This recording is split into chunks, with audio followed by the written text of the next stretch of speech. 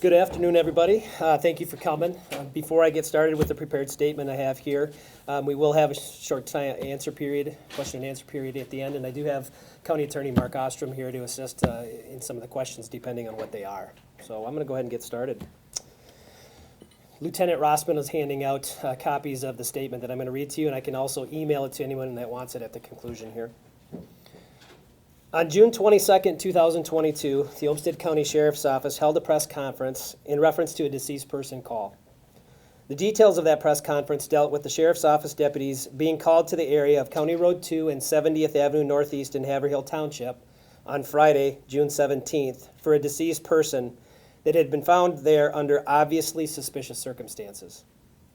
The condition of the deceased made it extremely difficult to determine the identity of our victim at that time. The Minnesota Bureau of Criminal Apprehension assisted in processing of the scene and as well as evidence collection. Through our investigation, that deceased person was eventually positively identified as Tia Mercedes Arleth, a 28-year-old female from Minneapolis, but with past residency, history, and ties to the Rochester area. Ms. Arleth had been reported missing to the Rochester Police Department on June 12th by her mother, having last been seen in the Rochester area on May 30th. Since that time of the original call, our detectives and investigators have been working on Ms. Arleth's case as a suspicious death. At the time of the press conference on June 22nd, we asked for help from the public with any information they may have to help with the investigation. And as a result, we spoke with numerous people and followed up on a number of leads.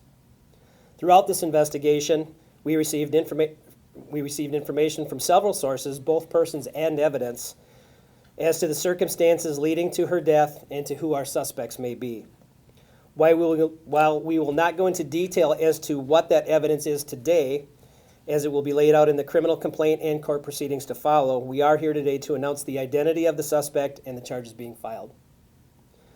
After working closely with the Olmsted County Attorney's Office and submitting our case file for their review, a criminal complaint was filed this morning in Olmsted County District Court charging Timothy Daniel Loftus, a 41-year-old Rochester resident, with third-degree homicide and interference with a dead body. Mr. Loftus has been in custody in the Olmsted County Adult Detention Center since July 15th of this year on other criminal charges. He will make his first appearance for arraignment on these new charges tomorrow, Friday, November 4th. As stated back in June, and it is just as true today, our condolences continue to go out to Ms. Arleth's family and friends.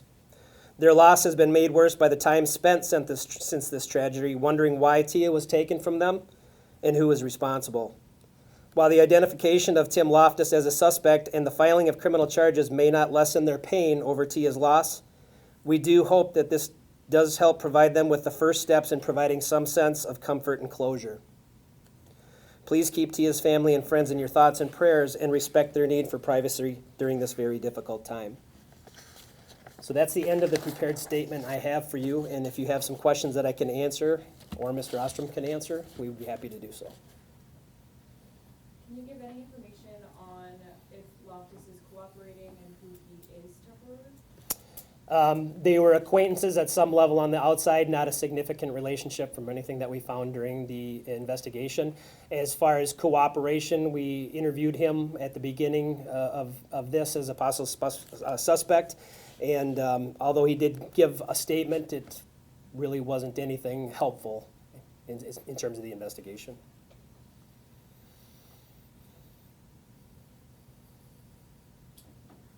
Do you have the case file number on hand? I believe Mr. Ostrom has that. 55CR 227482. 7282. 7482. Do we have any results from the toxicology report? From Ms. Arleth? Yes. Yeah, there was some controlled substances found in that, namely fentanyl. Unable to get a level because of the condition of the body, but the presence was detected. And is that something that led to her death? I don't want to say for sure because neither the BCA nor the medical examiner's office were able to confirm, but it certainly is probably a factor in this as we move forward, yeah. Okay. You said our family's been notified? Yep, they were spoken to. The last time spoken to was yesterday afternoon to let them know that this would be coming out today.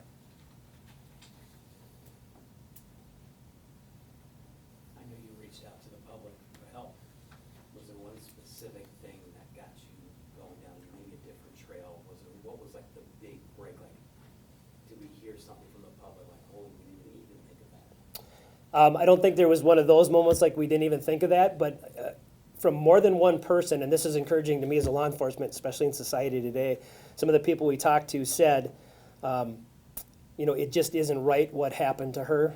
That should never happen to a human being, so we want to talk to you. Some of the information really wasn't valuable to the investigation, and some of it was. So as far as an aha moment, there were a couple minor ones in there, but it just kind of helped confirm what we were already thinking may have been what led to her death. So, do we know the cause of her death, whether or not you can say it?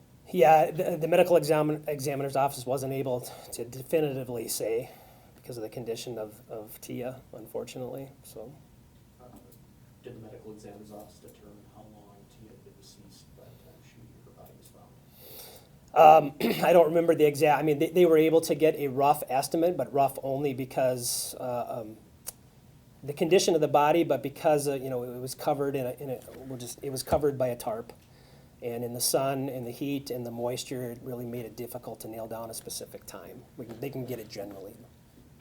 Do you have that general estimate? I believe. I don't recall at the time. I know the last time the phone was active, but I don't remember her phone, I should say. But I don't remember what the ME's office exactly told us for that time frame.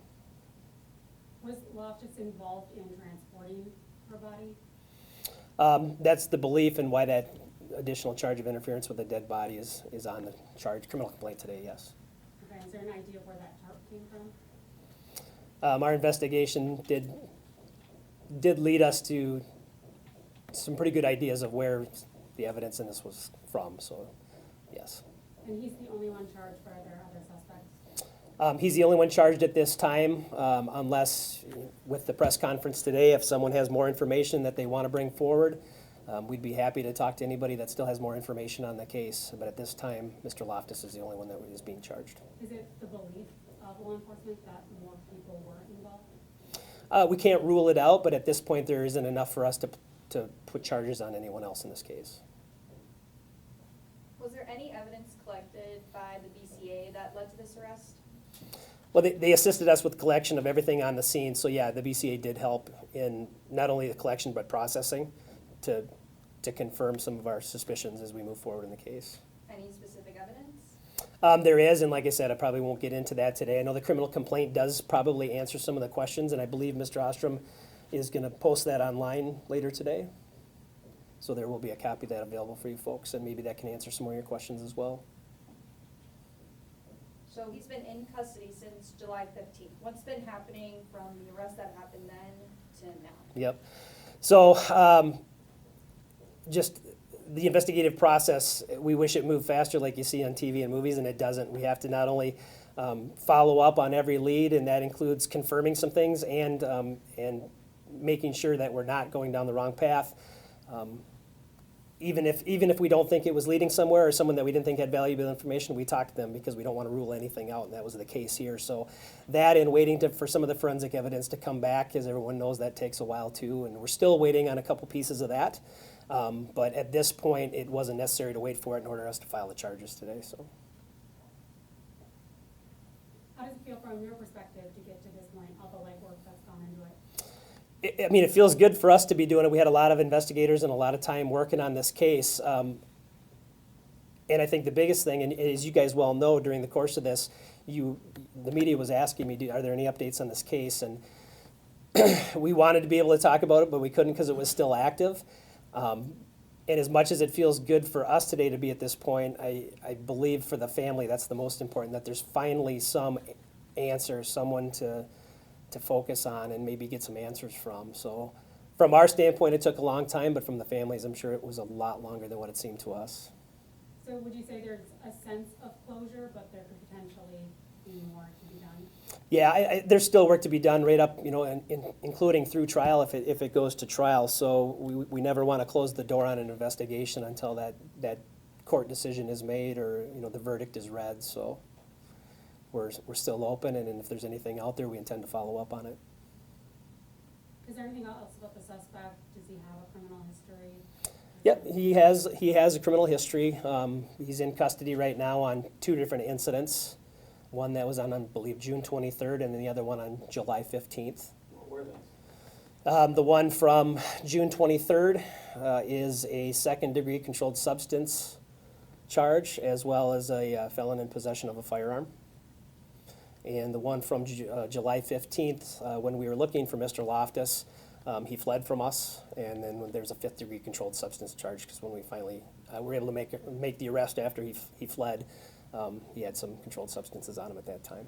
Okay, so knowing that he had that past history, Mhm. she had fentanyl in her system, do you believe drugs had something to be a piece of what all went on? Yeah, I believe drugs are probably central to this. Whether the connection is all the way clear, drugs were definitely probably a pretty good big factor in what happened here.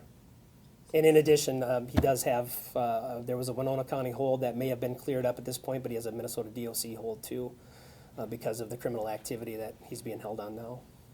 So you said that he was somewhere and then he left and there was a chase. Like, where was the initial arrest, like, tried to be, and then where did you arrest him? Both of them originated from his residence here in Rochester. When our deputy on the second one made contact with him, fully, full marked uniform, and announced he was under arrest, he fled on a bicycle at that point. So both the arrests originated as his residence here in town. So you said he gave a statement. What can you say, what was his reaction, or what was in his statement to you guys? Was there any transparency there? I don't know if I want to get into the exact statement. He wasn't really forthcoming with anything in terms of the charges that we were talking to him about. And then once a suspect mentions an attorney, we have to stop our questioning, and that's kind of where it ended for us on this. We weren't able to ask follow-up questions.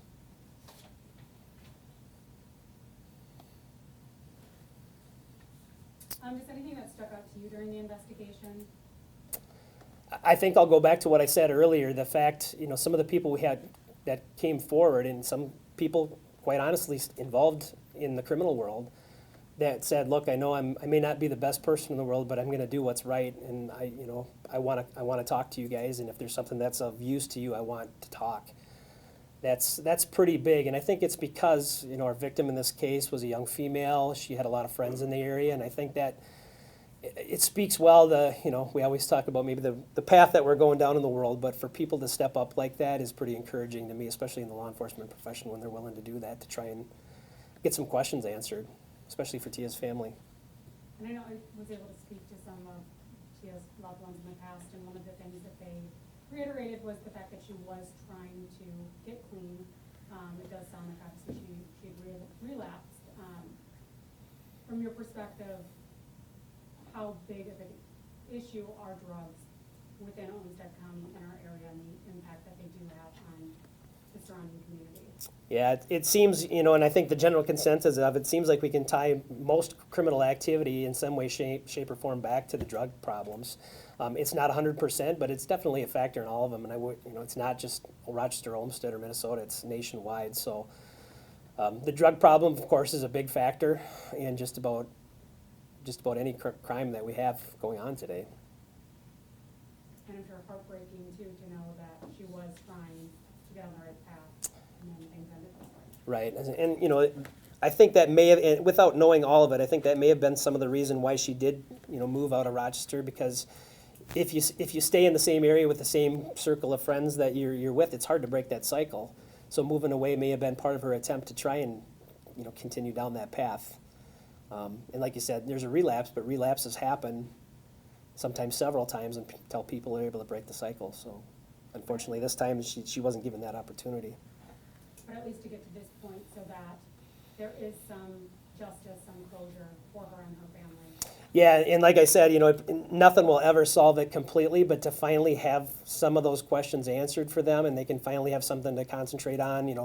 A charge has been filed, a future court date, and maybe some of that will come out in the court proceedings where they'll get some more answers. That'll help them with the closure piece. Has there been anything in the investigation to indicate as to when he may have allegedly left her there in the field? Yeah, we do have some pretty good timetables on that, some evidence to go along with it that helped us determine exactly probably when that happened. And again, that's some of the evidence that will either be in the criminal complaint or come out at trial, but we're pretty confident about the time when that did occur. Thank you. Yeah. You gave huge kudos to the community for coming forward, these individuals. Was there that, not the aha moment, but was there that one witness like, whoa, he really put this thing together maybe for us? Was there that one or two witnesses? Yeah, I think it's fair to say at least, I'm sorry, I didn't mean to talk over you. It's fair to say at least one, and more than that, that some of the information they gave was really valuable to us, either to confirm what we already knew or to give us another area to look where it did lead to more, evidence in the case to say this was a good person that we talked to, that was credible evidence that they gave, and yeah, so I'll give full credit to people that do that, especially in this case. And it does sound like you're still asking for any information for those who still may not have come forward. Yeah, absolutely. I understand the hesitancy of the public to give information. Some people are worried about labels, and some people, worried about maybe their personal safety, whatever the case is. And I'm not saying that in this case, but if that is, and someone still has information that could help us further the case along, we would definitely ask them to come forward and reach out to the sheriff's office with anything they may have. Is there just anything else you think is really important to add in this case? Just these types of cases. I mean, I responded to the scene that night, as did many of my investigators. It was heartbreaking to see. I've been doing this job a long time, and nothing prepares you for that type of scene that we came upon that night. So it's most important for the family to get closure, but I think it also helps, some of the officers that are on scene too with dealing with some of that trauma that they're exposed to as a part of this. And family by far is more important, but to finally get to this point where we were able to file those charges this morning, that part felt good to do from a professional standpoint and for the family. So. How much of a mental toll does it take on your officers when they're doing this kind of investigative work? Well, Do you have to go through counseling, or when they see these visual things, we all process that type of thing differently, and there's times where that night everyone on my team was out there doing the job and didn't really trip anybody up. There's always peer support available and stuff, and when we need it, we ask for it. But the toll it takes, like I said, we all process it differently, and you never know what our trigger might be, and you never know how it's going to affect you. You may have seen something similar in the course of your career, and then for some reason this time it hits you, so you never really know. But that's part of the job too, and we know that going into it. So between our training and our support systems, I think we're in a pretty good place to help each other out on that end. Can we go over the charges? I know you guys probably can't go into too much detail as to the reasoning why, but go over the charges and tell us what you can about the reasoning as to why it's those specific charges. Yeah, and if you don't mind, Mark, I'm going to let that one go to you. I guess one of the things I want to clarify is that we are specifically charging Mr. Loftus with providing the narcotics, the controlled substances that led to Ms. Arleth's death. This is a very, very complex case. We've worked very closely with the Sheriff's Department. I got to commend the Sheriff's Department for the work they've done on this. And we've had a lot of conversations back and forth on what it will take, what do we need. They put the pieces together. But we believe that we can prove that Mr. Loftus provided the drugs, specifically probably fentanyl, that led to Ms. Arleth's death. So that is count one, third-degree murder. That's the substance of that count. The other charge is interference with the dead body, in that it appears from the investigation that Ms. Arleth probably died at Mr. Loftus's home, and at some point he moved the body. And that's the substance of the other charge. So we keep talking about this horrible scene that everyone happened upon. Would that second charge then be kind of the moving of the body and then also whatever states Arleth was in when we found her? Does that make sense? What the investigation has revealed, and Captain Schuler alluded to it, that there is a timetable. We know when Ms. Arleth was last seen, And we know that it was about, what, 3 weeks later or so that her body was found. At some point in there, we know she passed away. And based on the condition of Miss Arleth when she was found, there was a period of time where she had been deceased before she was discovered. I think the evidence will also show, and the probable cause establishes, that there was a period of time where the body was found on June June 17th. 17th. There was a period of time before that when we know her body was not there. And so at some point, he moved the body. That's the allegation. Because on May 30th, I believe was the last time she was reported seen at least at the last press conference. So is that still correct? Yes, That's still that's correct. Okay.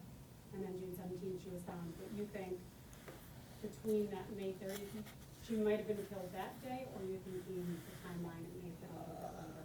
We don't know. We know that we can't say exactly what day she passed away.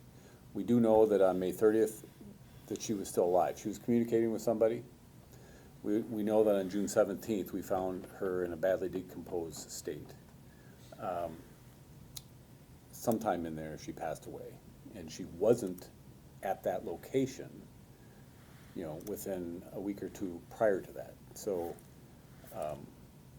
you know, there's still lots of investigation to go. Again, if people in the community have information that would help us continue to put these pieces together, that'd be wonderful. We'd love to hear from them. Could more charges come down, or are these? I would never say never. It depends on the nature of the evidence and you know, what we hear. How difficult is it to investigate a case like this and to bring charges with it? Well, based on this one, I mean, we've been working with the Sheriff's Office since Miss Arleth was discovered. And we've developed, and over the course of that, developed a theory. But then we needed the Sheriff's Office to continue their investigation to put some pieces together. Captain Schuler talked about, I think he talked about some cell phone evidence. I think that's part of the information, finding out, you know, where Miss Arleth's phone was, if we could, and try and track that phone, tracking some other phones. That information doesn't come easily. So there's a lot of forensic evidence in this case. Some of it we've received back, some of it we're still waiting on. But it's a very complex case. In these types of cases, we often have to show almost that hand-to-hand transaction that led to her death. And it's hard. And we've had a lot of difficult conversations over this case about how it is, what we need to get there. And we think we've got it.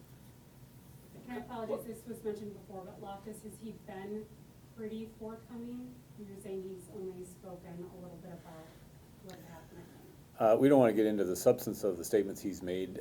I don't know that he was tremendously helpful in this case, but we have a lot of circumstantial evidence. We're confident in the charges. Can you give us, sorry, Go ahead.